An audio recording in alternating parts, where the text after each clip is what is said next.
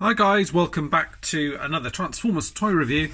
This time I'm having a look at Hound from the Seige War for Cybertron trilogy line. I think I've already reviewed a couple of these, including Sideswipe already. Thought it's time to have a look at Hound. Here he is in his vehicle mode, looking pretty swish. It's I like what they've done with this. It's kind of a real kind of throwback to the original G1 Hound in terms of colour, deco and everything else like that, but it does have that kind of upgraded kind of Cybertron look to it. You can kind of see like sort of all around here does look a bit more kind of futuristic, and obviously you've got the guns and everything attached to it as well. It's quite a lot of paint on it. You've got this kind of bronze paint around the front here, a little star on here which he had, I think, as a sticker maybe on the G1 toy. Autobot symbol on here. We got lots of paint on the front here for the lights, side here, around the front, even on the grille, and then you've got some kind of like battle damage down here and down here.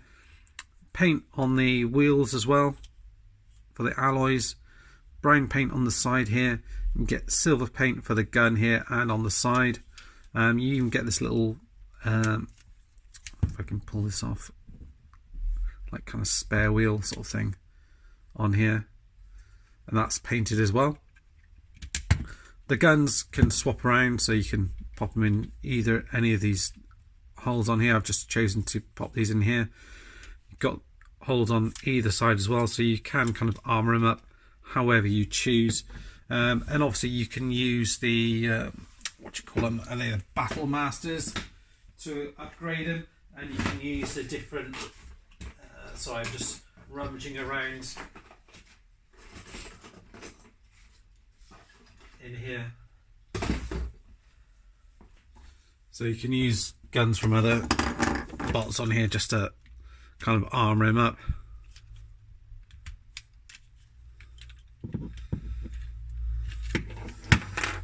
You can use this guy as well if you like.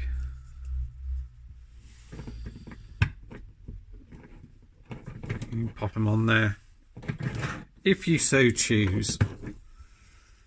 And obviously this guy just transforms into a little kind of lion as well. I will get around to doing a review of that guy as well, and he comes with this kind of awesome kind of battle effect, almost like a swoosh from a sword. So yeah, so that's him in his vehicle mode. Rolls nicely as well. Got this nice kind of visor going across the front here. With him, I do the normal thing when I cut out this piece on here. Shows pictures of him in robot and vehicle mode. It's 14 steps in total for transformation, and it shows you some of the extra bits that you can use with the Battle Masters here as well. You also get your instructions, which are fairly clear. Just shows you how you can also then combine the guns here as well. So I think, does it give a name for that? Vector Beam Mega Blaster with it all combined up, and it shows you popping it on his shoulder there as well. See if there's any other bits it shows you. So it also shows you the combined thing for the gun on here, so it shows you popping that together. No, it shows you putting no, it just shows you putting these two on here like that. So it shows a slightly different configuration, but you know, whichever you're more comfortable with really. And then it shows you how you can add the battle effects on here as well, and then it just gives you some stats for his weapons here. So you get the Electro-Scope Launcher, which is the smaller one here, and the other one which is a Holo-Beam Refraction Blaster. And of course back in the cartoons he kind of used this kind of hologram thing, projection thing, to often fool the Decepticons and that was one of the things that he did in the kind of earlier episodes. They all kind of each had their own kind of little gimmicky weapon which they used, and this is him alongside the Combiner Wars Hound. And you see quite a difference in colour between the two.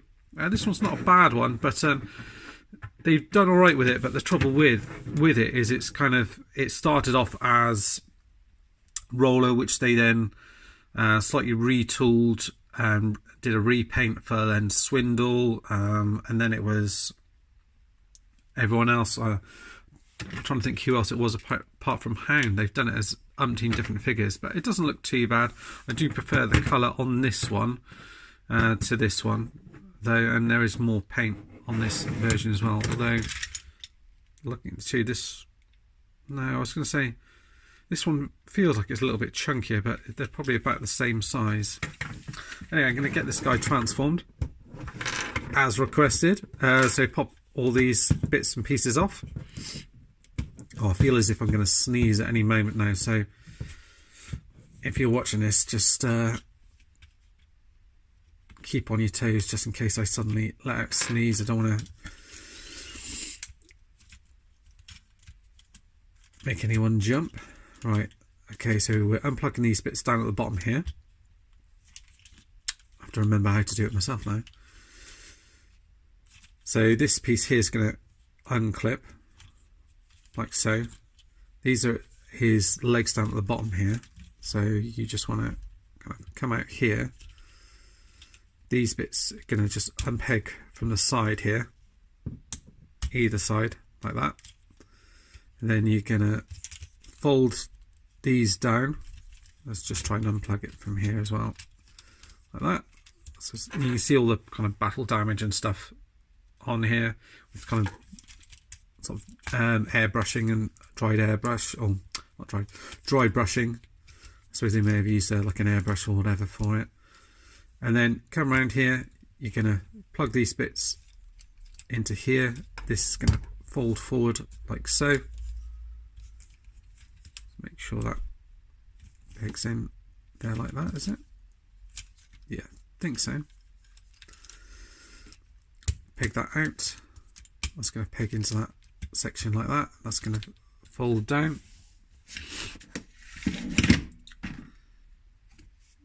Like that. And then this section here, you're going to pull the arms out from here. So just fold out. You can see the head already in there. I'm just going to adjust the camera just so we can see him properly. Fold this bit down. So fold forward. Bring these bits around like that. Like so. This backpack is just going to fold in like that at the back, like so. Then you've got them pretty much done, and then it's up to you how you want to have the weapons configurized. So one of the options was to have all the guns and bits and pieces plugged into each other, which was simply just pegging this bit onto here, and then this other bit just at the back like that. So you can use that configuration if you like to. And I think it had it sitting on his shoulder like that, which you can do. And you can use either of the... No, you can only use that one to do it. But I think I would probably prefer it with this one on his shoulder like that. This sort of like Holo-Beam thing. And then this bit here plugs into the side here. Where is it? Like that. No?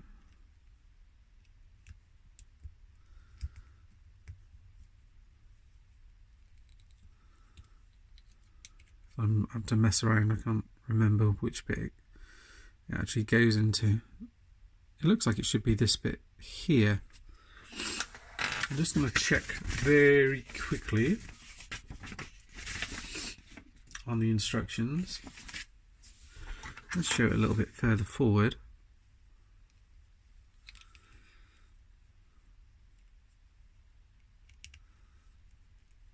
Oh yeah, so that is right, with it plugged onto the side like that, and then you can just hold that in his hand, and you do have to be careful with that bit. And I think I've dropped it, but I've managed to catch it in between my legs.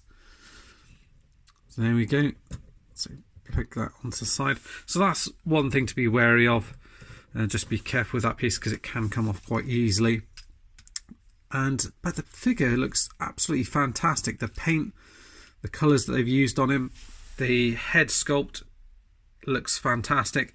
The blue eyes really make the face come to life. Silver paint's done really well, and you get all the detailing that we mentioned in vehicle mode, which comes across in robot mode as well. Articulation wise, there's a fair bit. You get waist articulation there. The head rotates round. It is slightly limited by this kind of back piece here, but that is kind of accurate to how he was as a toy and how he appeared, so it's not too bad. You still do get side to side and a little bit of up and down, but not a huge amount. The arms can rotate all the way around, and they do come out like so. And if you wanted to, you could kind of cheat a little bit with a bit of a butterfly joint there. You do get a rotation here and a bend in the arm, which gets you just over 90 degrees, and hands rotate around, and there's lots of different connection points to fit your weapons.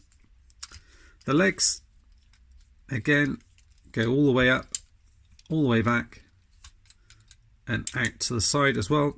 You get a swivel at the top here, which is just about right, and a bend in the knee again, which gives you just over 90.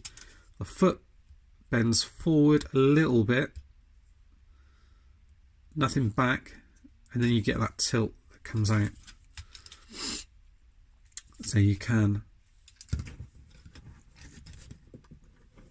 get him in a variety of different poses. So that bit's going to pop off all the time, and that's going to be annoying. So I may well just plug that onto the back of here, like so. Yeah. I'll plug it onto the back of this one, just to stop it falling off all the time. Yeah, so I'm going to do that.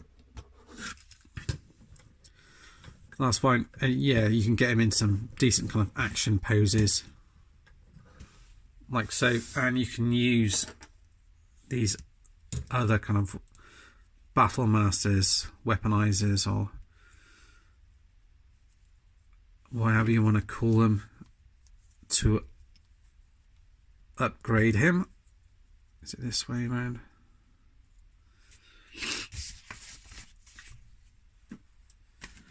Yeah, it is that way around. So you can kind of hold that as a sword.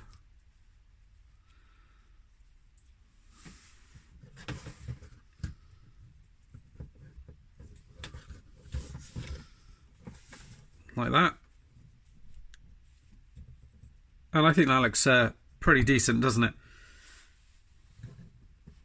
He's a very good looking figure, well worth picking up. I would say if you're worried about the quality in terms of what we've had with Combiner Wars, and some people have said was a bit of an issue with Titan's Return and Power of the Primes, I obviously still got those lines and I wasn't too disappointed, but you can definitely see that they've made the extra effort in this line in terms of paint, deco, articulation. It really does show with this. And I would fully recommend this to anyone who's kind of getting back into Transformers, or just carrying on with their collection of the classic figures. Well worth picking up. Again, like I said, I picked mine up from In Demand Toys. I'll pop a link down below so you can take a look. That's it for now, guys. Sorry, as I'm a little bit cold in doing the review in the garage here, so I'm sort of stumbling over my words. Thanks for watching, guys, and see you all soon. Bye bye for now.